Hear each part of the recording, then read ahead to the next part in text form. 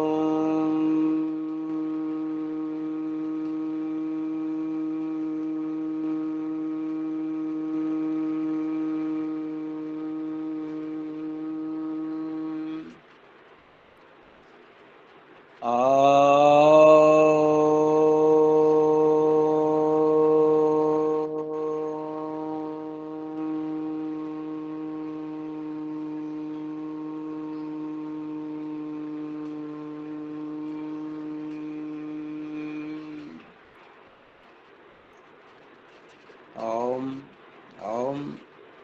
जैसा कि आप लोगों की मांग थी कि साइटिका बीमारी के बारे में कुछ बात करें।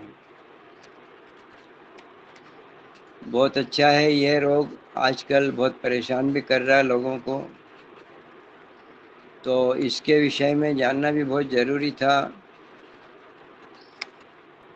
साइटिका बीमारी ये अंग्रेजी शब्द है, हिंदी में भी इसके अनेक नाम हैं। 2-3 नामों से इसको अलग अलग पुकारते हैं। आयुर्वेद वाले इसको गृध्रसी बोलते हैं।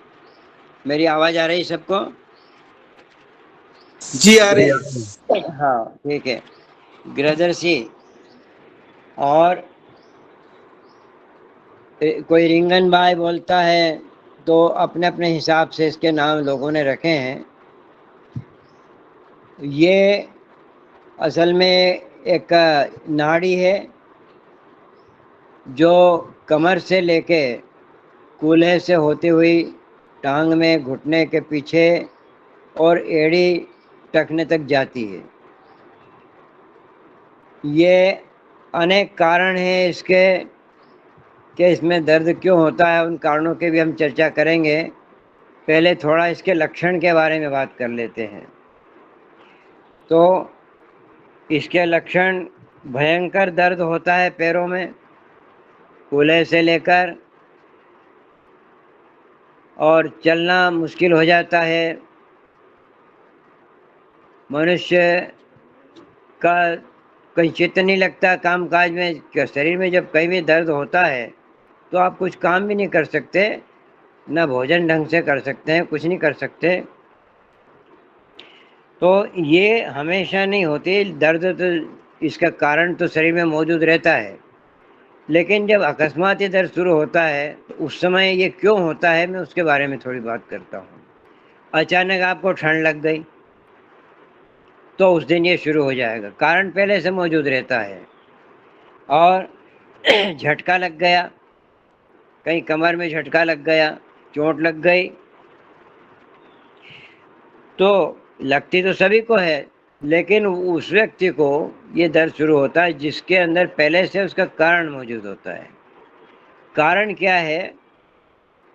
जो भोजन हम करते हैं वो भोजन का पचना बहुत ज़रूरी है, और उसके लिए तीव्र पाचक अग्नि की आवश्यकता होती है।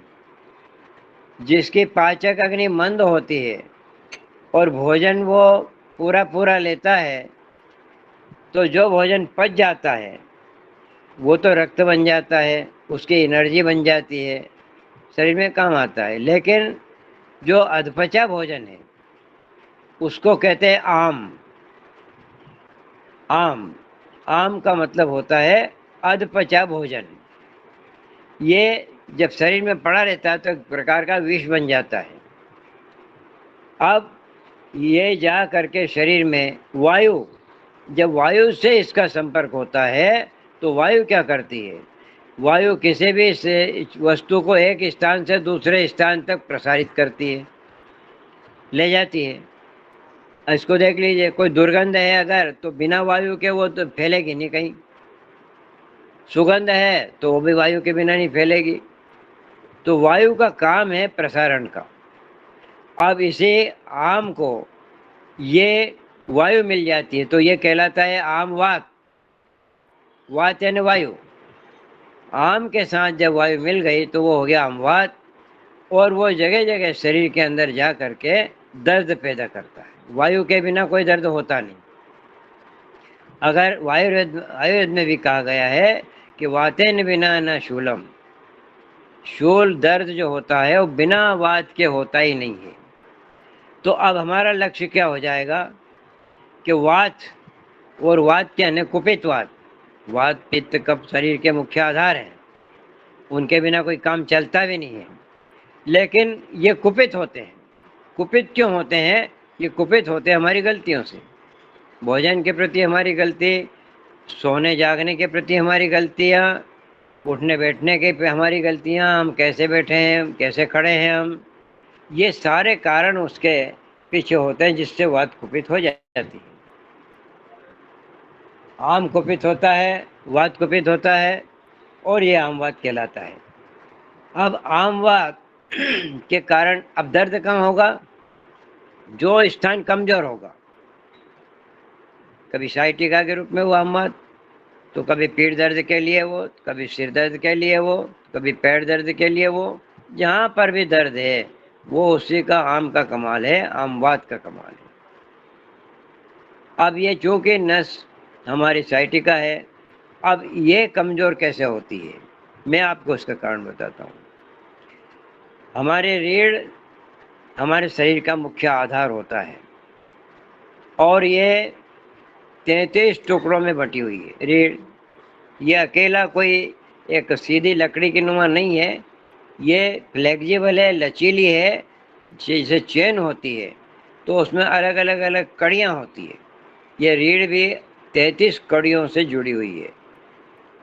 हर कड़ी के बीच में एक स्पंज होता है जिसमें कुछ लिक्विड भरा होता है, और वो शॉक एब्जॉर्बर का काम करता है। जैसे कहीं धक्का लग गया, आप रीढ़ को झुका सकते हैं, दाएं बाएं तिरछे आगे पीछे आप योगासन में करते हैं। वहाँ भी आप ध्यान रखें, झटका दे के कोई भी एक्शन यदि आपने किया तो वो जो गद्दी है बीच में स्पंज, वो फट जाएगी। फट करके क्या होगा, उसके अंदर का लिक्विड है वो बाहर आ जाएगा। लिक्विड बाहर आ जाएगा। वहाँ कुछ बोले क्या आप लोग? हाँ, सुनिए सुनिए सुनिए। वो लिक्विड हमारे रीढ़ के पास से जो नस गुजरती है, हमारी नाड़ियाँ गुजरती है, उन नाड़ियों के ऊपर वो लिक्विड जमा होके और उसको प्रेशर डालता है, प्रेशर करता है। तो प्रेशर होने से वो नाड़ी पूरी दर्द में आ जाती है। यही साइटिका का दर्द का कारण है। वो लिक्विड के कारण वहाँ से, अब वो कारण उसका एक जगह है लेकिन दर्द उसका पूरी नाड़ी में। एक जगह आप उंगली रखोगे तो ठेर तक पूरी नस जहाँ तक है वहाँ तक उसका असर होगा। तो अब हम दर्द बताते हैं, एड़ी में है हमारा दर्द, टखने के पीछे है हमारा दर्द, घुटने के पीछे है, कूल्हे में है, लेकिन कारण कहाँ है उसका, जहाँ आपका लंबर पेन है। हमारा लंबर पेन कहाँ है, हमारी नाभि के ठीक पीछे जो थोड़ा सा कर्व होता है। कर्व आपने नाड़ी रीढ़ को देखा होगा कि कमर से थोड़ी सी अंदर झुकी हुई और पीठ की तरफ फिर उभरी हुई और गर्दन तक जाती है। तो ये जो कर्व होता है, इस कर्व का नाम होता है लंबर। इसमें 4 5 6 7 इस प्रकार के इसके नंबर होते हैं।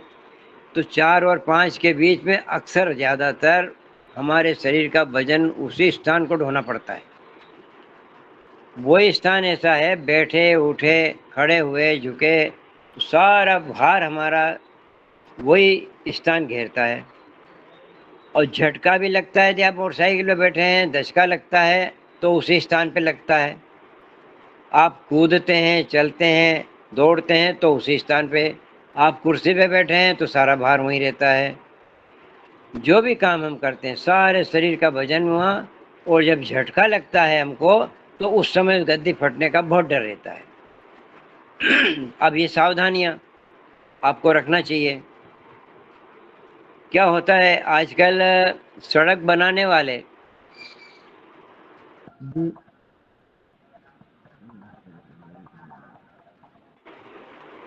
सड़क बनाने से आपकी गति को रोकने के लिए गति अवरोधक बना रहे हैं।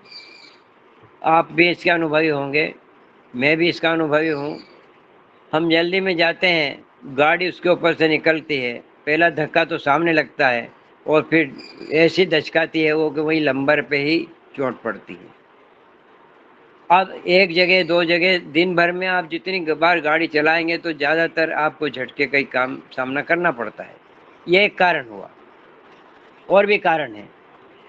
कभी कभी क्या होता है, हम योग में अति कर देते हैं, हम एक्सरसाइज में अति कर देते हैं। हम कभी अपने काम काज करते समय वजन उठाने में हमारा पोस्चर सही नहीं होता है। हम झुकें तो कमर से झुकते हैं, जबकि हमको घुटने झुका करके नीचे रीढ़ सीधी करके झुकना चाहिए। तो ऐसे अनेक कारण हैं। कभी कभी ठंड लग जाती है, ये भी कारण है। उस स्थान विशेष को जब ठंड लग जाती है तो ठंड के कारण भी वो यही पेन होता है। तो चोट लगना है, ठंड लगना है, या आपके पाचन क्रिया खराब होना है जिसके कारण आपके पेट में मल भरा है, कब्ज है आपको, वो मल सड़ता है, उसमें गैसेस बनती हैं, वो गैस भी नसों में भर जाती है, उसके कारण नसों में सूजन आ जाती है। ये भी एक कारण है उसका। तो ऐसे अनेक कारण हैं उस दर्द के। अब ये कारण सब मिल करके और आपके दर्द शुरू हो गया है। खैर कोई बात नहीं, हो गया है तो हम उसका उपचार बताते हैं आपको। ये तो हो गए लक्षण, कारण भी हो गया। भोजन को पचाने के लिए सावधानी ये है कि भोजन उतना ही करें जितनी आपकी अग्नि प्रज्वलित है पेट की। आप किसी किसी की बहुत मेहनत करते हैं तो उनकी तो अग्नि ऐसी है कि सब कुछ पचा जाती है। लेकिन कुछ लोग सोफे पर बैठते हैं। सोफा स्वयं में एक साइटिका उत्पादन का केंद्र है। लगातार आपका पोस्चर ही सही नहीं रहता है। आपकी नस ये रीढ़ बिल्कुल आड़ी टेढ़ी होती है, हो जाती है वहाँ बैठते समय। किसी विशेष स्थान पे ज़्यादा प्रेशर आता है। जब प्रेशर ज़्यादा आता है तो वहाँ से गद्दी फटने के अवसर रहते हैं और लिक्विड बाहर निकलने का अवसर, और फिर साइटिका का काम, कमर दर्द का काम, सर्वाइकल का काम। सर्वाइकल, कमर दर्द, साइटिका, ये एक ही रीढ़ में होते हैं सब। और एक ही कारण होता है गद्दी का फटना, ठंड का लगना, झटका लगना, चोट लगना। अब ये जब हो जाता है तो ठीक है, अब हो गया है तो हमारा काम है उसका उपचार बताना। तो मैं आपको जो उपचार बताऊंगा उसमें आयुर्वेद की दृष्टि से भी बताऊंगा, योग की दृष्टि से भी बताऊंगा। योग में क्या उपचार होते हैं वो भी मैं बताऊंगा। पहले मैं आयुर्वेद के उपचार बता देता हूँ। अब आपको पेन हो गया है तो एक ही उपाय इसका सबसे बेस्ट है कि आप पटिए पे सोना शुरू करें। पटिए पे, हार्ड पटिए पे बिल्कुल सो जाएं आप। और यदि ज़्यादा पेन हो रहा है तो लगातार सोए रहें आप। आपके खाना पीना सब वहीं पर होगा, पेशाब के लिए भी आपकी व्यवस्था वहीं पर होगी, मल त्याग की व्यवस्था वहीं पर होगी। आप लेटे रहें। ये मेरा एक्सपीरियंस है। मैंने एक पेशेंट को चलते रास्ते बता दिया था और वो बरसों बाद मिला तो अचानक बोला आपने बहुत अच्छा उपाय बताया। तो मैं ही भूल गया था कि मैंने क्या उपाय बताया।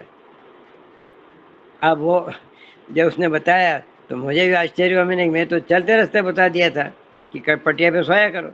और उनने पकड़ ली इस बात को। वो बोले मैं तो बहुत बढ़िया हो गया। तो केवल मात्र ये उपचार आपका बहुत बेस्ट उपचार है।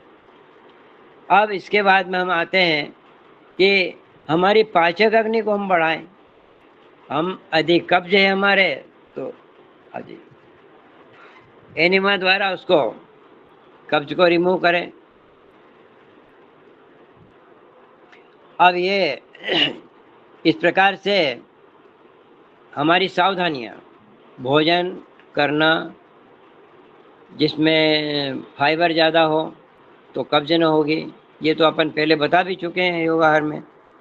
तो अब मैं बता रहा हूँ कि पाचक अग्नि बढ़ाएं आप, झटके से बचें आप। और अब इसका उपचार यदि हो ही गया है तो एक तो पटिया पे सोना है, दूसरा कुछ औषधि उपचार बताता हूँ मैं। ये आयुर्वेद में इसमें सामान्य चिकित्सा, एक सुगम चिकित्सा और विशिष्ट सफल चिकित्सा।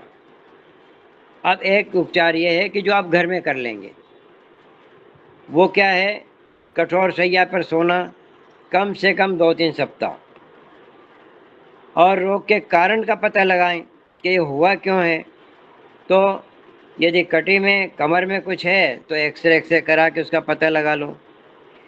इसमें एक बात है कि कभी मालिश नहीं करना, मालिश करने से ये रोग बढ़ता है। और इसमें गरम बाटल, पानी भरें गरम बाटल में और उससे इसका छिड़काव जरूर कर लें। इसमें आयुर्वेद में स्नेहन और स्वेदन,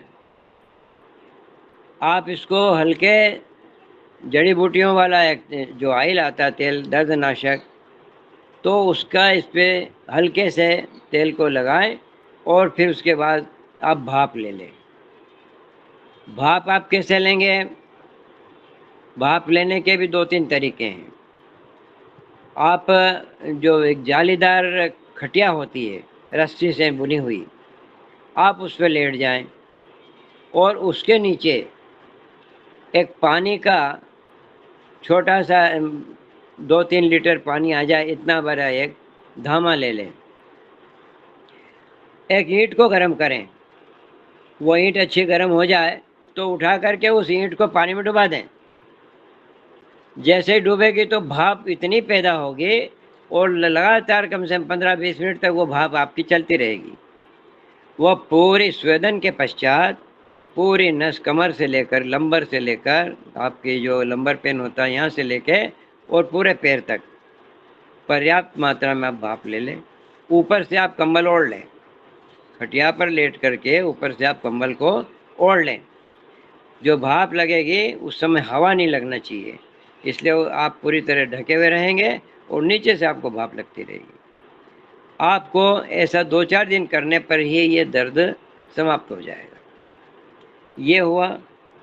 अब एनिमा लेकर के अपने पेट को साफ कर लें। ये सामान्य चिकित्सा बता रहा हूँ मैं। स्थानीय रूप से वेदनाहार कोई औषधि हो तो भी उसका भी प्रयोग आप कर सकते हैं। अब इसके बाद में मैं आपको बताता हूँ कुछ घर पे औषधि का निर्माण आप कर सकते हैं।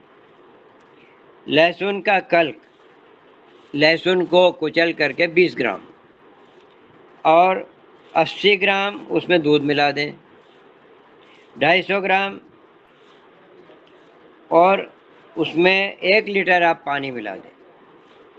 250 ग्राम दूध, 1 लीटर पानी और 20 ग्राम लहसुन का पेस्ट बना ले कुचल के, और इसको उबाल करके 700 ग्राम पानी रहे, 700 ग्राम दूध और पानी मिल जाके रहेगा, उसको आप धीरे धीरे करके दिन भर में पी लें। ये हो गया, ये हो गई आपकी। एक अरंडी का तेल, कैस्टर ऑयल जिसको बोलते हैं बाजार में, 20 मिलीलीटर और 60 मिलीलीटर उसमें मिला लें गौमूत्र। ये मिला करके आप उसको पीना शुरू करें, धीरे धीरे धीरे धीरे 1 महीने भर तक कम से कम इसको पीते रहें, दर्द आपका चला जाएगा। निर्गुंडी नाम का एक पौधा होता है, वो वातनाशक गुण के लिए प्रसिद्ध है। उसका कचरा आपको बोरे क्या मिल जाएगा, अथवा कहीं से पौधा हो तो उसके पत्ते आप तोड़ लाए। 10 ग्राम पत्ते प्रतिदिन आप पानी में उबाल उबाल करके उसको पी लें। हार श्रृंगार, जिसको पारिजात बोलते हैं, 250 ग्राम पत्ते 1 लीटर पानी में उबालें, और वो 700 ग्राम रह जाए तब उसको भी आप 100 ग्राम करके धीरे धीरे धीरे पीते रहें। ये हो गई आपकी वो चिकित्सा जो आप घर पे व्यवस्था कर सकते हैं।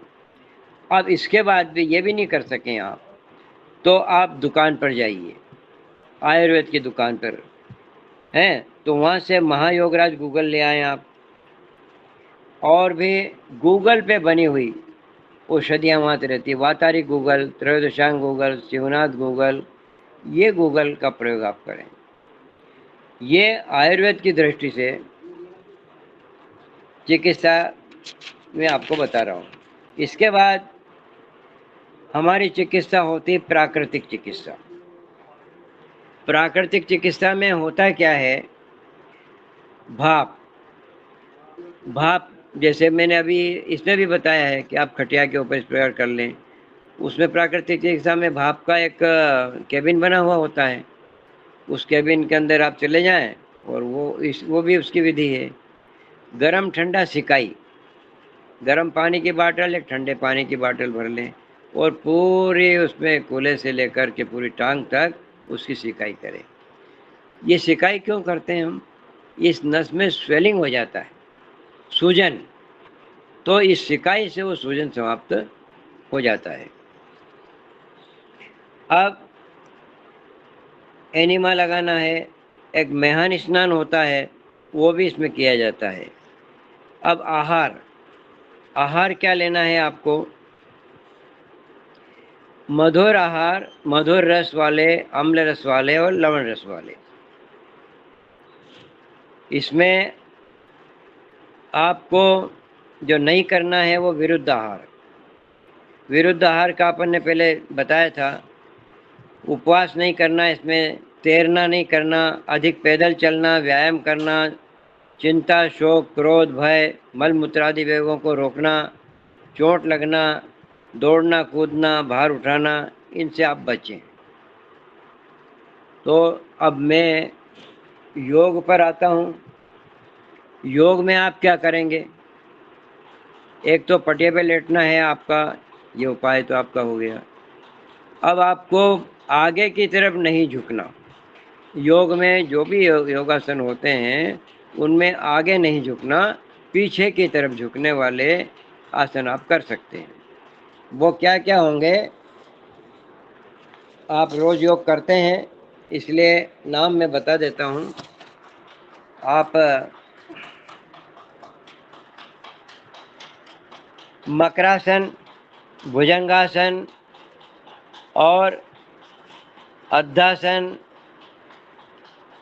अर्धशल्भासन, सर्पासन, धनुरासन, वज्रासन, उष्ट्रासन, मेरु वक्रासन, भूनमन, इन आसनों का आप अभ्यास करें।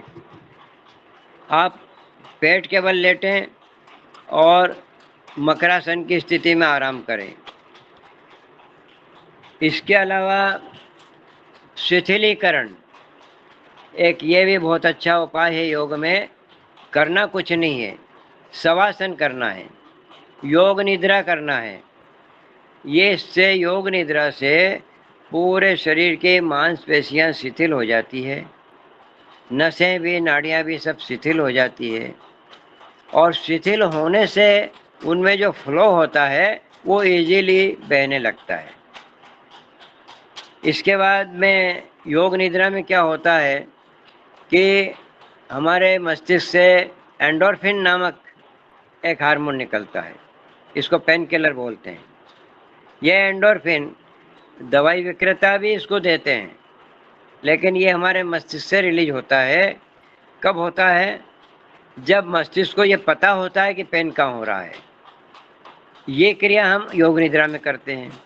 आपका ध्यान वहाँ ले जाते हैं जहाँ आपका दर्द हो रहा है। जैसे ही आपका ध्यान गया, इसका मतलब हुआ कि मस्तिष्क का कनेक्शन उस दर्द से हो गया। मस्तिष्क का कनेक्शन उस दर्द से हो जाता है तो मस्तिष्क उसके लिए उचित उपाय करता है और वो एंडोर्फिन नाम का एक हार्मोन निकालता है जो आपको पेन किलर का काम करता है, दर्द को मालूम नहीं पड़ने देता है। और चूंकि सारा शरीर हमारा उस समय ढीला रहता है, एक एक मांसपेशियां, नाड़ी वगैरह सब ढीले रहते हैं, तो फ्लो हमारा जो है रक्त का पूरे शरीर में फैलने लगता है। रक्त की नलिकाएं ढीली हो जाती है। जब वो ढीली हो जाती है तो रक्त का फ्लो जितना मस्तिष्क में मिलता है उतना कभी साधारण अवस्था में नहीं मिलता।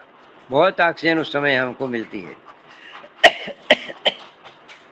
और सारा शरीर ढीला होने से, रक्त का फ्लो होने से ताज़ा रक्त उस स्थान पर आ जाता है जहाँ बासी रक्त जमा था, वो वहाँ से हट जाता है और डिस्क भी अपने आप धीरे धीरे सिकुड़ने लगती है और वो लिक्विड वहाँ से हटता है जो मेन कारण होता है पेन का लंबर में।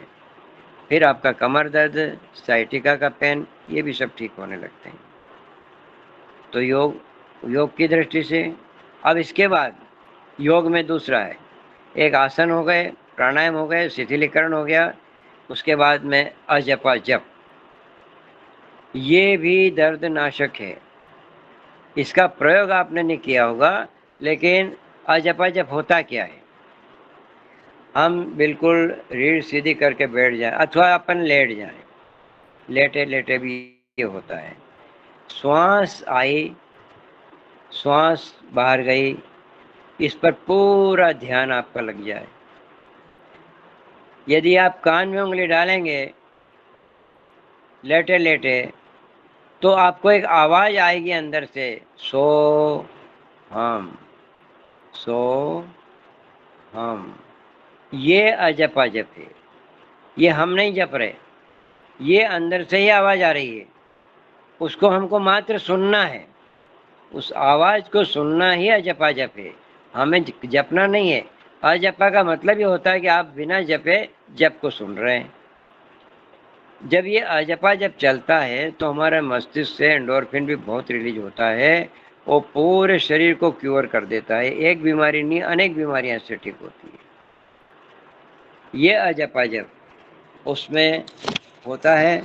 और इसके बाद में आपको भोजन का बताया है कि जिस भोजन से कब्ज न हो, जिस भोजन से आंव न बने, ऐसा भोजन हमारा होता है सब्जियों का रस। अनेक प्रकार की हरी सब्जियां जो समय पर उपलब्ध हो जाए उनका रस पीना आप शुरू करें। चावल और मूंग की खिचड़ी लेना शुरू करें और उसमें कुछ थोड़ा सा ऑयल हो, घी हो, इनका प्रयोग जरूर करें, क्योंकि वात जो नाशक चीज़ है वो है ऑयल। चाहे मालिश कर लें, चाहे आप उसको शरीर के अंदर प्रयोग करें, जिसमें मुख्य ऑयल होता है एरंडी का तेल, वो वात नाशक भी है। और उसका जैसे आपने प्रयोग किया तो जहाँ पर वात उपद्रव हो रहा है वात का शमन हो जाएगा, वात का शमन हो जाएगा। क्योंकि वातेन बिना न शूलम, वातेन बिना न शूलम, वात के बिना कभी कहीं दर्द होता ही नहीं है। वात का शमन हमारे कैस्टर ऑयल से, अरंडी के तेल से शमन हो जाता है। जैसे ही आपने उसका प्रयोग शुरू किया वात शमन हो जाएगा और आपका दर्द साइटिका का चला जाएगा। तो पेट साफ रखें, उतना ही भोजन करें जितना पचे, हल्का से हल्का भोजन, एसिडिक भोजन नहीं करें, क्षारीय भोजन बढ़ा दें।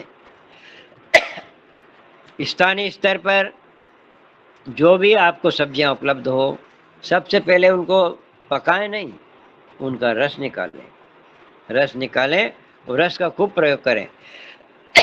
बाद में जब आपका दर्द बंद हो जाए, आप ठीक हो जाएं, तो धीरे धीरे आप चावल के साथ मूंग की दाल, सब्जी और फिर अपनी रोटी पे आ जाएं। बाजार का बना बनाया जो फूड आता है पैकेट का कभी नहीं लें। गरिष्ठ भोजन उतना ही करें जितने आपकी क्षमता हो। एक अच्छी मेहनत करने वाले को मैं ये नहीं कहूँगा कि तुम मत करो गरिष्ठ भोजन, वो तो पचा जाएगा।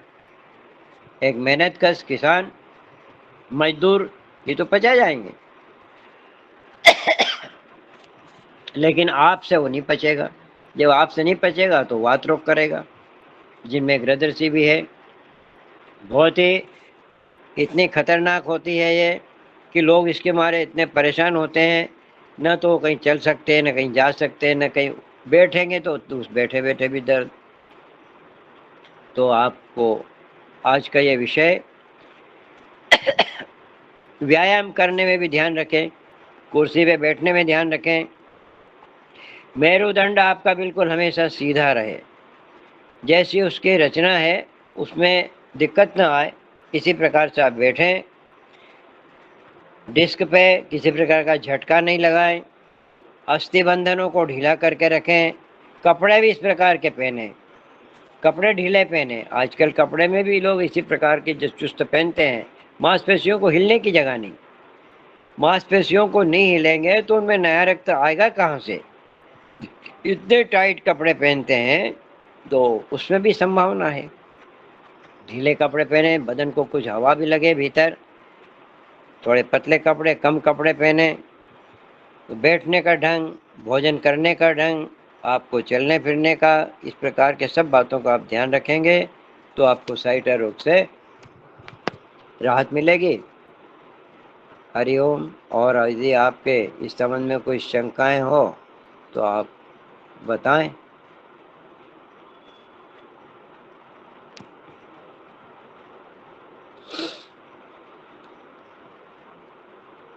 ओम।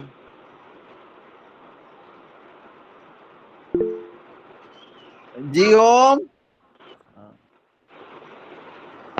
बोलिए। ओम ओम बोलिए।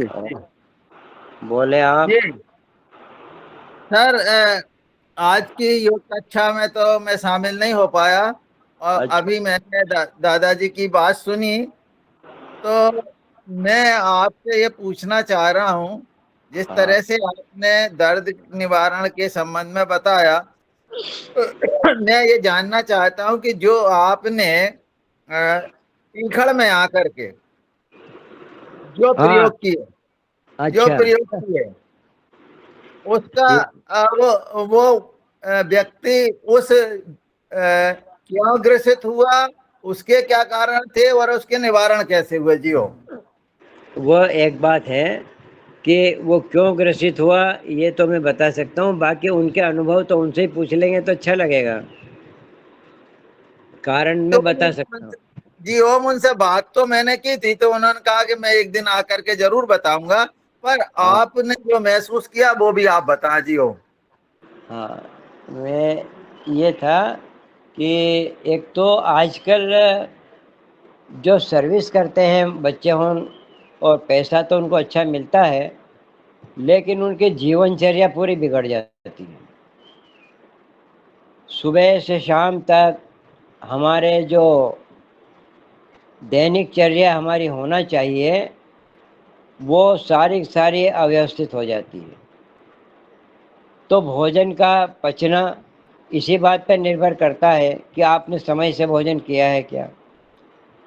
भूख जब पेट में लगती है और पाचक रस जब निकलते हैं, और उस समय आपके पास काम है, आपने पाचक रसों को आने दिया, पाचक रस इतने ज़्यादा मात्रा में इकट्ठे हो जाते हैं कि वो पेट में फिर अव्यवस्था, जैसे एसिड स्टमक में आता है, और यदि उसको भोजन नहीं दिया तो वो हमारी पेट की दीवारों को ही क्षति पहुंचाता है।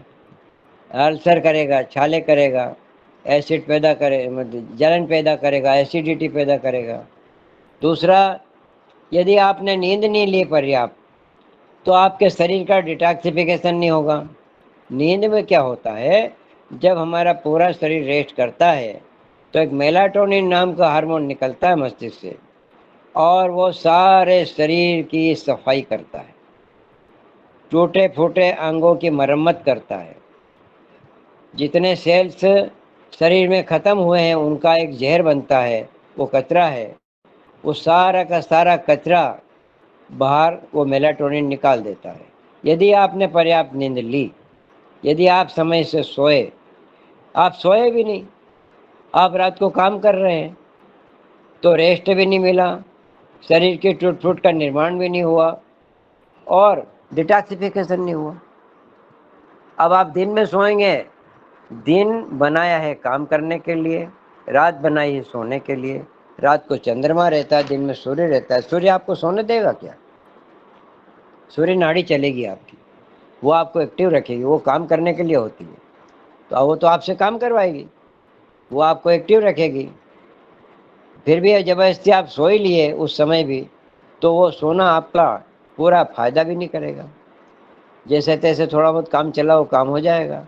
भोजन समय पे नहीं हुआ, सोना समय पे नहीं हुआ, फिर उसके बाद में अनेक प्रकार की चिंताओं के टेंशन होते हैं।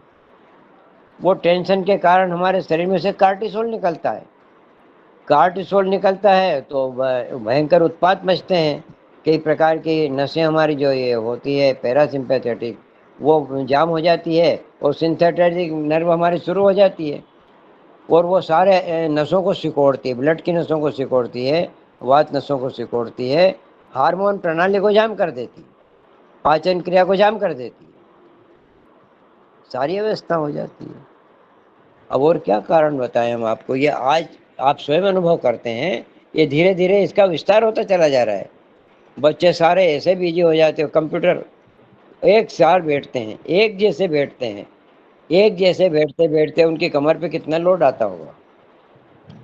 एक जगह बैठते बैठते मांसपेशियां स्थायी हो जाती है, उनमें लचीलापन समाप्त हो जाता है, उनमें ब्लड सर्कुलेशन बिल्कुल मंद पड़ जाता है। ऑक्सीजन कैसे मिलेगी उनको? और शरीर को ऑक्सीजन नहीं मिलेगी तो अर्धमृत अवस्था में तो शरीर हो जाएगा आपका, ब्रेन को नहीं मिलेगा, जैसे तैसे काम चलेगा, और फिर आप अनेक समस्या लेकर के चिकित्सक के पास जाएंगे। चिकित्सक उसका इलाज अपने ढंग से करेगा, उसको अपनी दुकान चलाना है। तो ऐसे जहाँ मैं गया था, वो बच्चा भी इसी प्रकार से सर्विस में था, नींद की कमी थी, चिंताएं ज़्यादा थी, तो उनका उपचार हुआ है। संतोष उनको भी हुआ है, मुझे भी हुआ है। बोलिए। जी ओम, जी ओम, जी ओम। ओम ओम ओम। इस सामने ही है, सामने मिट्टी, अभी बने सिंह से पूछ लो। जी, हरि अब ओम। किसी का हैंड रेस हो तो वो हैंड रेस करें तो सर। हाँ जी। जी दिनेश जी आदरणीय। सेमवाल जी, दिनेश जी जी सेमवाल जी। जी आदरणीय, ये सुंदर चर्चा और ऊर्जापूर्ण चर्चा रहती है। और जब जब आदरणीय हमारी मेघराज में आते हैं, तो घर के सभी लोग अलग अलग जगह से अपने मोबाइल ऑन करते हैं, सुनते हैं। मेरे सामने कि परिवार के लोग अधिक से अधिक साथ में रहें, यानी संयुक्त रहें। और जब बहुत सारे बच्चे होते हैं, तो मैंने उनके बिहेवियर को समझने के लिए एक बात सामने आई। कुछ बच्चे तो दिन में झपकी ले लेते हैं, सो जाते हैं। लेकिन कुछ बच्चे अपने जो हैं वो दिन में। ये आवाज साफ नहीं आ रही है। जी, मैं प्रयास करता हूँ दूसरी जगह पे। हाँ बोलिए। जी, अपने घर के संबंध में ही है कि हाँ संयुक्त परिवार में कुछ बच्चे दिन में नींद ले लेते हैं, छोटे बच्चे हैं, दिन में नींद ले लेते हैं। तो शाम के समय वो तरोताज़ा रहते हैं और 8-9 बजे तक या तब तक उनको नींद नहीं आती है और हंगामा खूब करते हैं। लेकिन कुछ बच्चे ऐसे हैं कि जो जो कहते हैं, जिनको असल में ऐसे ही आदत दी गई है, वो सोते ही नहीं है। अब सोते इसलिए नहीं है कि उनके माँ-बाप भी नहीं सोते हैं। तो फिर उनको आदत ये है कि वो दिन में सोएँगे नहीं, लेकिन शाम को जैसे ही 7 बज गया, वो सुस्त हो जाते हैं और कहते हैं कि या हमें जल्दी खाना दो, हम सो जाएँ। तो प्रश्न ये है कि क्या बच्चों को दिन में थोड़ा सोना चाहिए या फिर ये ठीक है कि हाँ, वो शाम को ही सो जाएँ? अनम्यूट कर लें आदरणीय दादाजी, अनम्यूट कर लें आप। अच्छा ठीक है। ऐसा है, दिन में सोना और दिन में झपकी लेना, ये दो चीजें समझो आप। झपकी लेना, दिन में थोड़ा सा रेस्ट करने के लिए झपकी लेना, एक भोजन करने के बाद थोड़ी सी झपकी लेना बहुत आवश्यक है। ऐसे ही दिन में यदि आप बहुत थके हुए हैं तो थोड़ा सा लेट जाएं, आपको एक 15-20 मिनट की झपकी लगेगी। लेकिन सोना, जैसे रात में हम सोते हैं, लगातार सोते हैं 3-4-5 घंटे, ऐसे तो कभी दिन में नहीं सोना। क्यों? दिन में, क्योंकि दिन काम करने के लिए बना है, दिन में हमें एक्टिव रहने के लिए बना है। हमारी सूर्य नाड़ी एक्टिव होती है, वो आपको सोने भी नहीं देगी। तो सोना कब है आपको? जब चंद्रमा हो, चंद्र नाड़ी चलती है, उस समय मेलाटोनिन हार्मोन निकलता है और वो डिटॉक्सिफिकेशन आपको सुलाने के बाद उसका काम शुरू होता है। अब वो दिन में थोड़ी करेगा, जब आपका सूर्य निकलेगा वो मेलाटोनिन नहीं आएगा, वहाँ सेरोटोनिन निकलेगा, वो आपसे काम करवाएगा। हंसी खुदी खाना पीना, खाना मिलना, ये इसके लिए दिन बना है। अब हम प्रकृति को तो नहीं बदल सकते, हमारा शरीर प्रकृति का बना हुआ है, वो प्रकृति से जुड़ा हुआ है, वो सूर्य चंद्र से जुड़ा हुआ है, वो उनके अनुसार चलेगा, हमारी आदत के अनुसार नहीं बदलेगा वो। हाँ, आप सो जाओ, भले सो जाओगे तो आपकी पाचन क्रिया वगैरह ये ठीक से नहीं हो पाएगी और फिर प्रॉब्लम खड़ी होगी। झपकी लेना वो उचित है। जब आप बहुत थके हुए हैं तो निश्चित रूप से झपकी लीजिए, आएगी भी सही आपको नींद, वो थोड़ी देर के लिए आएगी। भोजन करने के बाद आप थोड़ा लेटेंगे तो एक 15 मिनट का आपको झपकी आएगी, बड़ी राहत मिलेगी। ये तो कर सकते हैं। लेकिन आप जैसे रात में सोएं, ऐसा हम रात को काम करें और दिन में सोएं, ये तो प्रकृति को बदलने का काम हुआ। प्रकृति को क्या हम बदल सकते हैं? जी, जी आदरणीय ओम। धन्यवाद।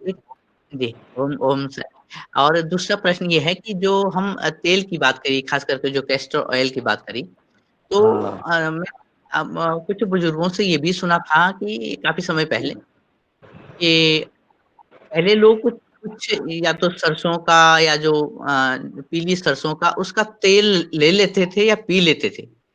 तो ये हाँ। क्या हमारे ये यानी तेल का लेना, तेल का गटक जाना, पीना, ये हमारे स्वास्थ्य के लिए लाभदायक रहेगा या फिर इससे नुकसान रहेगा? या अगर इसको लेना चाहिए देखिए, यानी ये तो ये कैसे हम इसका व्यवहार में लाएँ इसको? कैस्टर ऑयल का जहाँ तक मैंने बोला है, वो औषधि है। औषधि को हम भोजन नहीं बना सकते। तेल भोजन के लिए जो मैं कहता हूँ आपसे कि निश्चित मात्रा में, उसके एक सीमित मात्रा में उसका प्रयोग करें। तेल से आपके पित्त भी बढ़ता है और तेल जिस भोजन में मिलेगा वो उसको पचने नहीं देगा।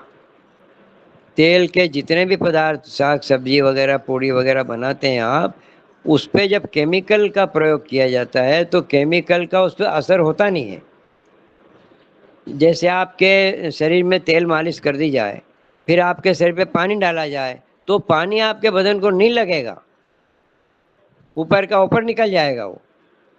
ऐसे ही जब भोजन तेल में होगा तो जो केमिकल निकलेंगे, हार्मोन निकलेंगे, उसके ऊपर प्रतिक्रिया करके उसको खंडित करेंगे, टुकड़े टुकड़े में बांटेंगे, रस बनाएंगे उसका, वो बड़ा मुश्किल हो जाएगा, वो पाचन हार्ड हो जाएगा, सुपाच्य नहीं होगा वो। इसलिए औषधि के लिए अरंडी का तेल बताया गया है। वो आंतों में जाकर एक तो वात का शमन करेगा और आपका मल का निष्कासन करेगा और कुपित वात को शांत करेगा। तो ये औषधि के लिए बताया गया है, डेली भोजन में नहीं शामिल करना है। जी और आदरणीय। कैस्टर जो तेल है इसको अगर औषधि के रूप में भी हम लें तो इसका कैसे अनुपान होगा? कैसे हम लेंगे? वही आपको बताया ना कि अगर आपको कोई दर्द है, वात वात का दर्द है, तो आप कैस्टर ऑयल ले लें। आपको कब्ज है तो आप कैस्टर ऑयल एनिमा में ले लें। वो जो केवल आंतों में ही जाएगा, वो पचेगा नहीं और वो आंतों को लुब्रिकेट कर देगा, चिकनी मल को चिकना कर देगा, बाहर निकाल देगा। वायु अगर बनी है तो वायु का शमन कर देगा। उसको एनिमा में भी ले सकते हैं। और यूँ लेंगे तो दूध के साथ लेंगे, उसकी विधि है। मैंने तो केवल भैया बताया कि ले लो, लेकिन अब कैसे लेना है ये अगर पूछना है तो उसको दूध के बिना नहीं लेते। वो पेट में, स्टमक में जब जाएगा तो दूध के कारण वो हमारे स्टमक को हार्म नहीं पहुंचाएगा, नुकसान नहीं पहुंचाएगा। जी, तो आदरणीय दूध के साथ कैसे लें ये भी बताइएगा? एक, हाँ बताता हूँ मैं आपको। 1 कप दूध में 1 चम्मच कैस्टर ऑयल ले लें। कॉन्स्टिपेशन है आपको तो उससे वो लुब्रिकेट होकर के चिकना होकर एकदम निकल जाएगा। गैसेस बन रही होगी तो गैसेस नहीं बनने देगा।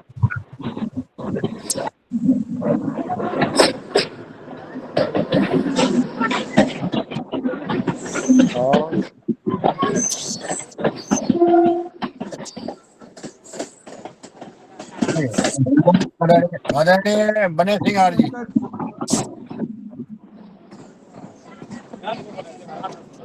सदन को कोटि कोटि प्रणाम। हमारे दादाजी उमा शंकर जी कर ले। दादाजी किसी व्यक्ति को साइटिका की बीमारी है और उन्होंने एलोपैथिक और उमाशंकर आयुर्वेदिक जी सब आप इलाज रोज करा लिया है। अनम्यूट कर लेते हैं, प्लीज आप म्यूट कर रहे हैं, मैं रोज म्यूट करता हूँ आपको।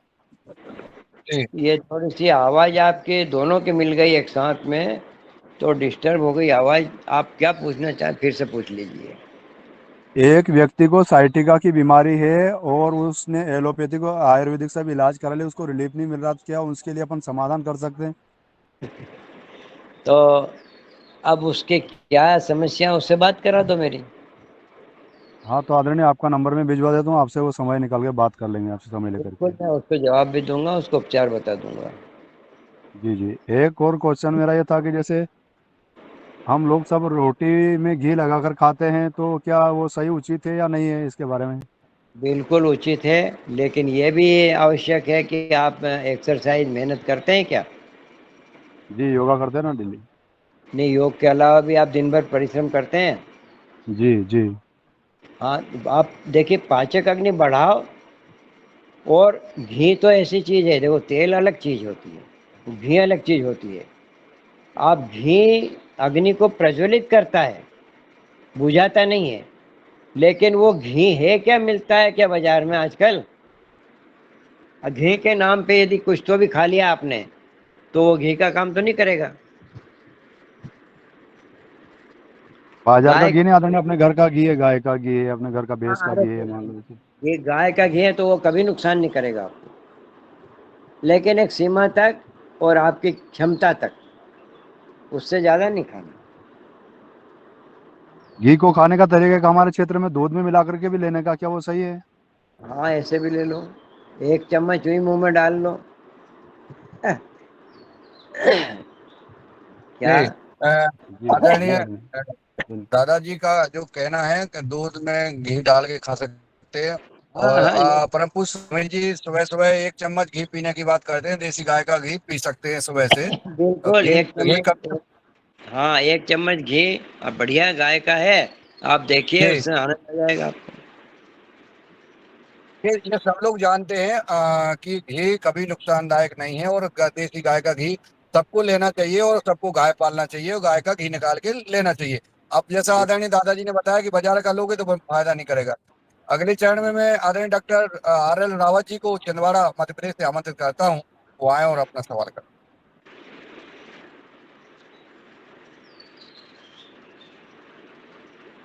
आदरणीय डॉक्टर RL रावत जी शायद चलिए अभी व्यस्त है या, तो मैं आदरणीय उमाशंकर प्रसाद जी बिहार से हैं, हैंड रेस है आपका, आप आमंत्रित हैं, और जब आप आते हैं तो अनम्यूट जरूर रहते हैं आप, प्लीज जब आप जुड़े तो उसको पहले म्यूट कर लिया करें और जुड़ जाया करें। जी स्वागत है उमाशंकर प्रसाद जी। ओम ओम सर जी, सर का बहुत बहुत नमस्कार। आज हम अभी ट्रेन में जा रहे हैं, हम लोगों का मीटिंग है, राकेश जी आ रहे हैं पटना में, तो थोड़ा सा डिस्टर्ब हो रहा है। और इसे सर का मैं सुन रहा हूँ जो प्रक्रिया है वही मेन प्रक्रिया है गेठिया का, और हमको भी साटिका वाला। इतना दिन पानी वगैरह में पैर को डाला मगर फिर भी कुछ उससे राहत मिल नहीं रहा है। होम्योपैथिक आयुर्वेदिक दवाई भी लिया मगर फिर भी इससे कुछ लाभ नहीं मिला। इसके बारे में थोड़ा विशेष बताइए जी। ओम। आप एक काम करें कि आपसे विशेष चर्चा कर लेंगे, आप मेरे नंबर ले लें और फिर जब आपको फुर्सत मिले उस समय में मैं आपकी पूरी दिनचर्या पूछूंगा। ये जी बीमारी सर, का ठीक इलाज, ठीक है, ठीक है सर जी, ले लेंगे नंबर और बात करेंगे पूर्ण। ओम। देखो मैं आपको बता रहा हूँ, बीमारी का इलाज करना वो होता है जनरल, सबकी बीमारी एक जैसी नहीं होती। व्यक्ति की अलग अलग समस्याएं होती है जिसके कारण उसको रोग होते हैं। एक हृष्ट पुष्ट व्यक्ति है, उसको भी sciatica हो गई है। एक दुबला पतला है, उसको भी sciatica हो गई है। एक वृद्ध है, उसको sciatica हो गई, एक जवान को हो गई है। तो अलग अलग लोगों को अलग अलग प्रकार के इलाज होते हैं। सबको एक ही इलाज नहीं लगता। ये बीमारी का इलाज बता दिया कि ऐसा होता है, लेकिन जब व्यक्ति सामने आता है तो उसके हिसाब से बीमारी में इलाज में भी अपने को आगे पीछे करना पड़ता है। एक चिंता के कारण जी जी, बहुत अत्यधिक बहुत धन्यवाद सर जी। ओके। हाँ।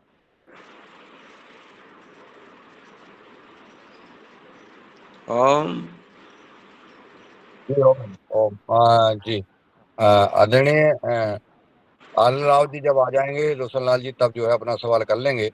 तब तक हम जो है अगर किसी भाई बहन को कोई सटका से संबंधित या और अन्य बीमारी से संबंधित अगर कोई समस्या है तो आदरणीय हमारे दादाजी जो है उपस्थित हैं और वो उनसे सवाल कर सकते हैं। और आदरणीय हमारे प्रदीप राज वर्मा जी नहीं दिख रहे हैं शायद।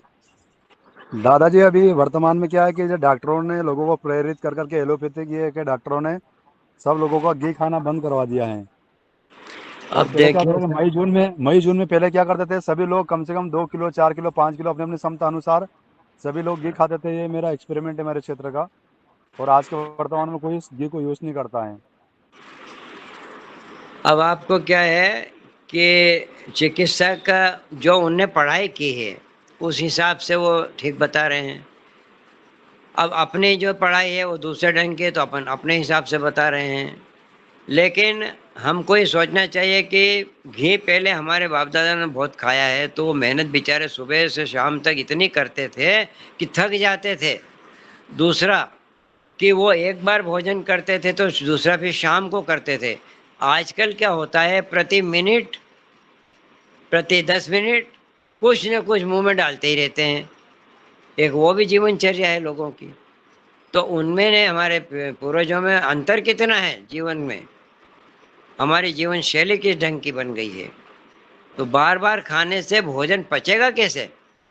जो भोजन अंदर गया उसके पाचन क्रिया शुरू हो गई और आपने फिर थोड़ा कुछ डाल लिया, फिर थोड़ा फिर कुछ डाल दिया, तो वो कैसे पचेगा? वो तो अधपचा रहेगा। और वो वही बनता है आम, फिर वो आम वात हो जाता है। तो और भी कई प्रकार के आम जब पेट में हाथों में चिपकता है तो कब्ज कर देता है। आप उसको आम कहते हो ना, चिकना चिकना, वो पकड़ लेता है मल को, हाथों से चिपक जाता है, मल को पे चिपका लेता है। तो ये आम कैसे बनता है? बार बार खाने से, थोड़ा थोड़ा खाने से। कभी चाय पी ली, कभी फिर सेव खा ली, फिर कभी कुछ खा लिया, फिर थोड़ा सा और खा लिया। तो ब्रेन ये समझ नहीं पाता है कि मैं पहले वाली चीज को पचाऊं या दूसरी को पचाऊं। हर चीज को पचाने के लिए अलग अलग प्रकार के केमिकल निकालता है लीवर हमारा। अब लीवर के पास भी ब्रेन होता है, लेकिन वो असमंजस में हो जाता है कि इसके लिए पचाऊं कि उसका केमिकल डालूं कि इसका केमिकल डालूं। ये सारी समस्याएं हमारे पेट में लीवर को होती है, ब्रेन को होती है, और हम तो आनंद से डालते रहते हैं। हम हमारे शरीर के प्रति जागरूक ही नहीं है। जी जी जी धन्यवाद।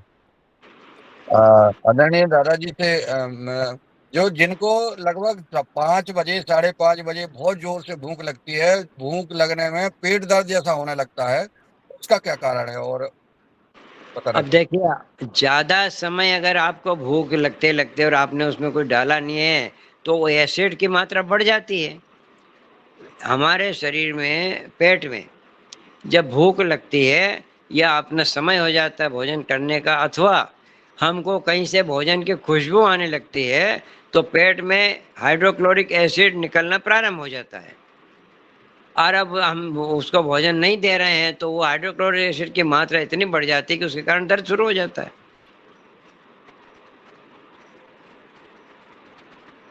जब भूख लगे माने जोर से अगर भूख लग रही है तो उसको कोई बीमारी माने कि स्वास्थ्य माने। देखो, एक बात है कि वो हमारी गलती से है, हम पानी कम पीते हैं। भूख जब लग रही हो तो उसका शमन पानी से भी किया जा सकता है। मान लीजिए हम जंगल में हैं और वो भोजन नहीं है हमारे पास, पानी पी सकते हैं। और भी बताता हूँ, अगर आप योगी हैं तो शीतली प्राणायाम कर सकते हैं, शीतकारी प्राणायाम कर सकते हैं, भोजन को उसी समय अवॉइड कर सकते हैं। भूख का काम हो सकता है। बहुत ही महत्वपूर्ण विषय पे हम चर्चा कर रहे हैं, अपनी दिनचर्या पे, अपने भोजन पे, हमारा आहार कैसा होना चाहिए। इस विषय पे हमारा सदन सुन रहा है, और सदन में और मन में किसी के कोई सवाल हो तो अनम्यूट करके और अपनी बात रख सकते हैं। हमारे बात बीच में आज जो है आनंद पाठी जी, और हमें जो दिख रहे हैं अभी नए सदस्य दिख रहे हैं, उनका स्वागत वंदन अभिनंदन करते हैं। दर्शना ठाकुर जी, आदरणीय हमारे कोई भी गीता नावरे जी, किसी प्रकार का आपके पास कोई समस्या है, शारीरिक समस्या है कोई, तो आप जो है अपने मन में कोई सवाल आ रहे हैं, आप बात कर सकते हैं। और मैं चलता हूँ जी आदरणीय डॉक्टर रावत जी के पास, छिंदवाड़ा। जी आदरणीय डॉक्टर रावत जी। जी दादाजी को सादर प्रणाम। बहुत सुंदर चर्चा चल रही है। और जी दादाजी ये जो आनंद जुड़े हैं, मैंने इनको जोड़ा है, तो इनकी साइटिका की भी समस्या है और कुछ और भी समस्या है। तो आनंद भाई आप अनम्यूट करके थोड़ा अपनी समस्या बताएंगे।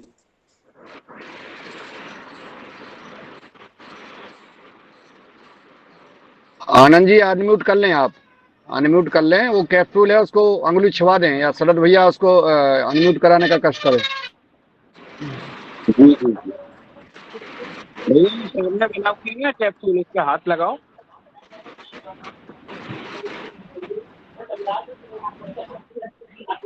सामने देखो आपके 4-5 है ना, उसमें देखिए आप सेकंड नंबर वाला।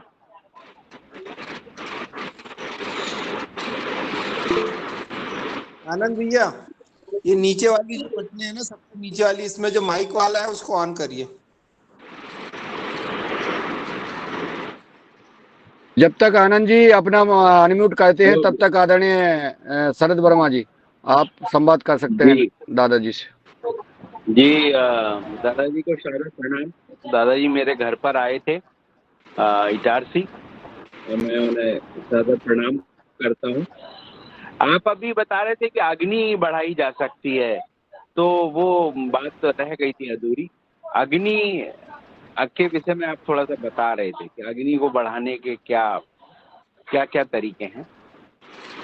देखिए, अग्नि को बढ़ाने के तरीके एक तो ये परिश्रम करिए खूब, भोजन आपका पहले से पच जाएगा और पेट बिल्कुल खाली हो जाएगा, लीवर आपका स्वस्थ रहेगा। उपवास करने से भी अग्नि बढ़ती है। एक दिन आप लंघन दे दें, पानी पीते रहें और मल न रहे, इसके लिए आप एनिमा ले लें या रसाहार कर लें। सब्जियों का रस, वो भी आपका, टमाटर का रस, वो भी आपका लेग्जेटिव होता है। तो पेट जब आपका बिल्कुल खाली होगा तो अग्नि आपकी तेज हो जाएगी। दूसरा, योग में आप करते हैं अग्निसार करें, अग्निसार प्राणायाम होता है। कपालभाति के बाद में आप उड्डयन बंद लगाएं और अग्निसार क्रिया करें और उपवास करें। ज़्यादा आप खाएंगे तो अग्नि तो आपकी मंद रहेगी ही, क्योंकि इस ज़माने में इतनी एक्सरसाइज या दिन भर परिश्रम कोई भी नहीं करता है कि खूब उसका पसीना निकल जाए। पसीना निकालने वाली जो हार्ड मेहनत होती है वो इस ज़माने में कोई करता नहीं है। अगर वो करते हैं जब तो भूख इतनी लगेगी। फिर दूसरा कारण ये है कि भोजन हमारा गरिष्ठ ना हो। भोजन जितना गरिष्ठ होगा, अग्नि उतनी कमजोर हो जाएगी आपकी।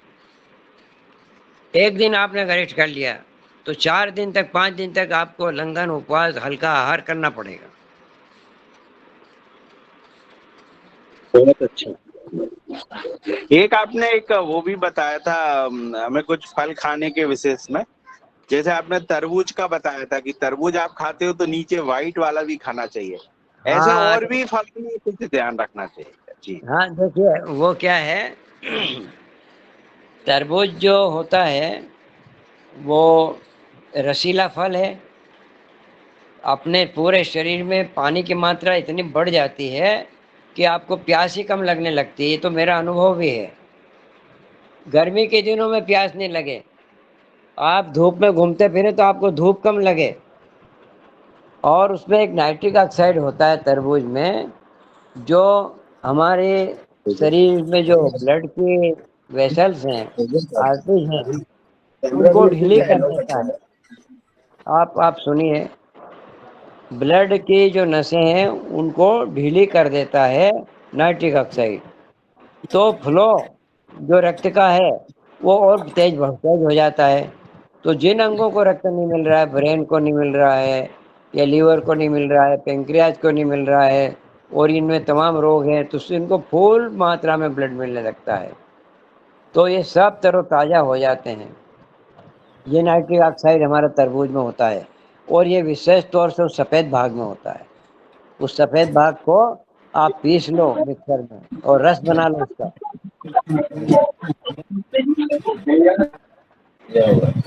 जी जी अब हमारे आनंद जी अनम्यूट हो गए हैं, सवाल करें आनंद पांडे जी। हरिओम। जी बोलिए बोलिए, हरिओम। हरिओम दादाजी। हरिओम। साइटिक और सर्वाइकल की प्रॉब्लम है और कमर में पेन बना रहता है हर समय। हाँ, ये सारा जी एक ही कारण है कि जी जी आपका जो आम वात है बिगड़ा। आप एक जी काम करें, देखिए जी इसके लिए मैं बताता हूँ।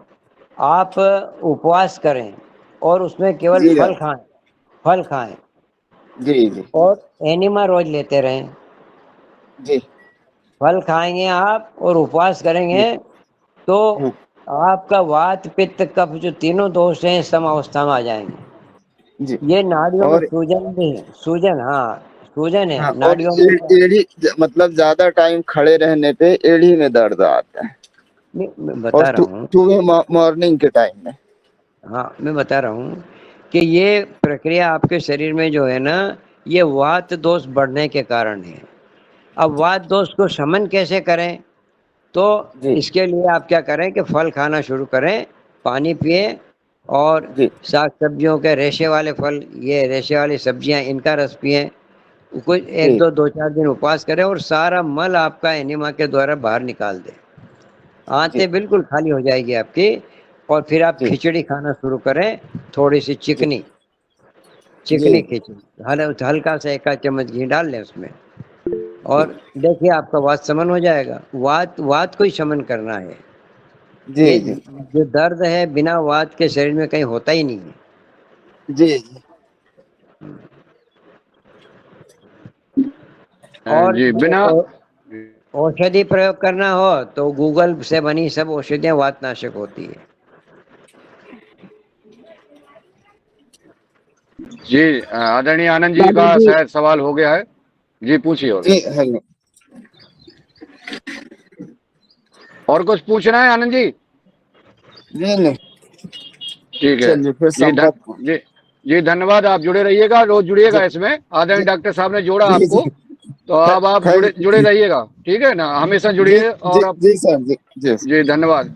अब हम चलते थैंक्स। हैं आदरणीय शैलेश यादव, सिवनी मालवा, जिला नर्मदापुरम। शैलेश यादव, अंतिम सवाल आपका, आप अपना सवाल करें और दादाजी जवाब देंगे।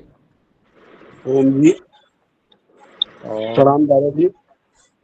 जय श्री मेरा राम। सवाल ये है कि अभी ये गर्मी के दिनों में कुछ दिनों से मेरे कमर के निचले हिस्से, जांघों, कुंडलियों में बहुत खिंचाव आ रहा है, बहुत दर्द बना रहता है।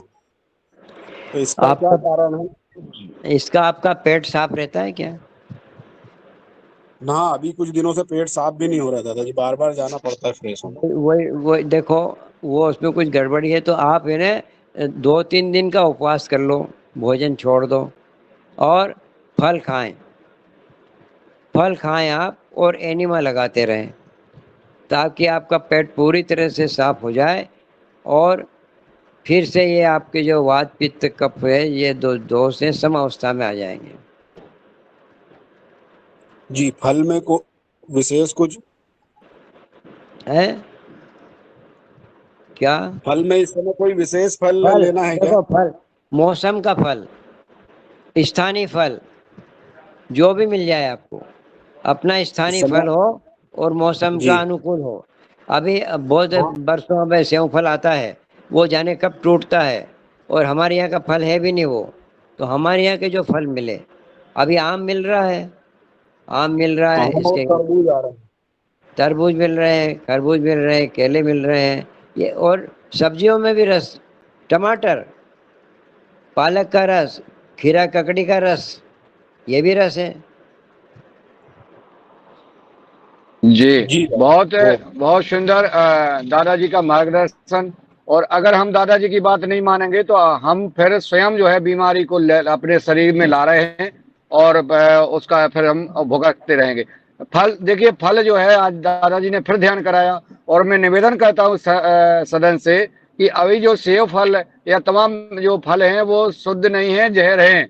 आप जो है जैसे खरबूजा है, तरबूज है, आम है, जो अभी ऋतु फल है, ऋतु फल का सेवन सब करें, ताकि जो है और हम अपने गांव के, अपने खेत के फलों को ही खाएं। जो बाहर से जो फल आ रहे हैं, जो सब्जियां लगातार केमिकल से डाल करके जिन सब्जियों में अधिक केमिकल डाला जाता है, उन सब्जियों को कम खाएं, परहेज करें, ज्यादा अधिक से अधिक उनको चलाने का काम करें। और ऐसे जो जमीन के अंदर होते हैं, जिनमें कम असर होता है जहर का, ऐसी सब्जियां खाएं, ऐसे फल खाएं और ऐसे ही अनाज और तेल और दूध का सारी विधि घी की खाने की आदरणीय दादाजी ने बताई।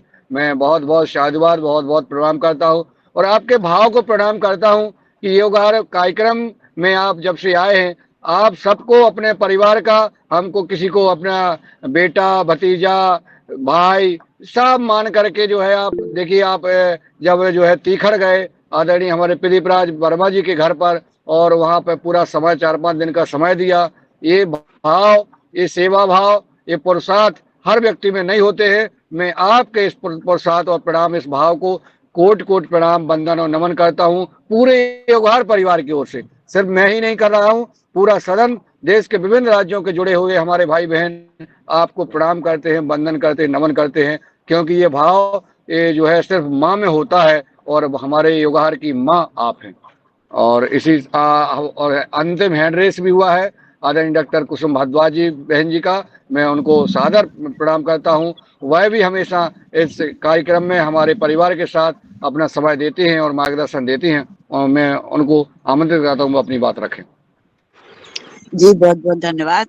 मेरा तो बस दादाजी से एक आग्रह था कि इन दिनों में अब जो मानसून शुरू हो रहा है और बारिश की, बरसात की ऋतु शुरू हो रही है और इसमें खान पान और वात पित्त कफ का जो अलग अलग व्यक्तियों के अलग अलग प्रकार से जो रोग आ जाते हैं, उनके विषय पे आप बोल दीजिएगा, क्योंकि आहार का बहुत महत्व अब जो बरसात शुरू हो रही है उसमें, तो उसका आप एक विषय ले लीजिए। अभी आज तो अब समय नहीं है, मैंने सोचा था कि आपसे बोलें कि 10 मिनट में आप वही बता दें, किंतु आप जब भी आप समय हो, कल हो या जैसे भी, क्योंकि वो अब जल्दी जरूरी है। वो विषय अब आरंभ होना मतलब जरूरी है उसके लिए, तो इसलिए बस मेरा ये आग्रह आपसे थे, इसलिए मैंने हैंड रेज किया था। जी धन्यवाद। बहुत अच्छा आपने प्रश्न किया है। देखिए, हमारे 3 ऋतु होती है, वर्षा, गर्मी और जाड़ा, ठंड। अब इसी प्रकार से हमारे वात, पित्त और कफ, ये भी 3 होते हैं। तो आप देखिए कि कफ है वो सर्दी में होता है, उपद्रव करता है, और पित्त है वो गर्मियों में उपद्रव करता है, वात उपद्रव करता है हमारे बरसात में। तो अब बरसात का सीजन जब शुरू हो तो हमें वायु रोग ज़्यादा होंगे, तो आप अपने भोजन में वायुनाशक, वात शमन करने वाले भोजन शामिल करिए। अब और उपवास करिए, क्यों कि अब बरसात में सूर्य कम निकलेगा, सूर्य कम निकलेगा तो आपकी पाचक अग्नि मंद हो जाएगी, तो आप भारी आहार त्याग दें, वातनाशक आहार। अब वातनाशक में मैं बताता हूँ आपको कि अभी जब बरसात शुरू होती है और पानी जब गिरता है, तो सबसे पहले भूमि एक पौधे को प्रचुर मात्रा में उगाती है, उसको कहते हैं पुआड़िया, चकमर्द, और क्या बोलते हैं उसको, आप जान गए उसको, आप जानते हैं उस पौधे को? पवाड़ कुंवार को जानते हैं, कुंवार को? हाँ, वही चीज, वो चीज भरपूर पृथ्वी पैदा करती है। और उसके सब्जी प्रत्येक गांववासी, हमारे इधर का तो ऐसा रिवाज है कि शुरू में जब सब्जी उससे उगती है तो उसके पत्ते तोड़ तोड़ करके और भाजी उसकी खूब खाते हैं। तो एक मेथी भी उसी प्रकार की है, पवाड़ भी उसी प्रकार का है, सुरंजान है। ये इस प्रकार के जो पौधे हैं ये वायुनाशक हैं, और वायु ही उपद्रव करती है हमारे बरसात शुरू होने पर। सारे दर्द शुरू हो जाते हैं बरसात में, कमर दर्द, टांग दर्द, पेट दर्द, सिर जो दर्द, है सारे हमारे दर्द। दादाजी, ये जो है हमारा अब नेक्स्ट वीक में होगा इस पर मार्गदर्शन। और क्या? मुझे लगता है 8:06 हो गए हैं और इस कार्यक्रम को अब हमें समाप्त की तरफ लेके जाना पड़ेगा। और मैं आदरणीय रमेश चंद्र मेहरा जी भाई साहब से निवेदन करती हूँ कि वो कृपया ओम गीता नवरे और दिनेश खाडीलकर, मैंने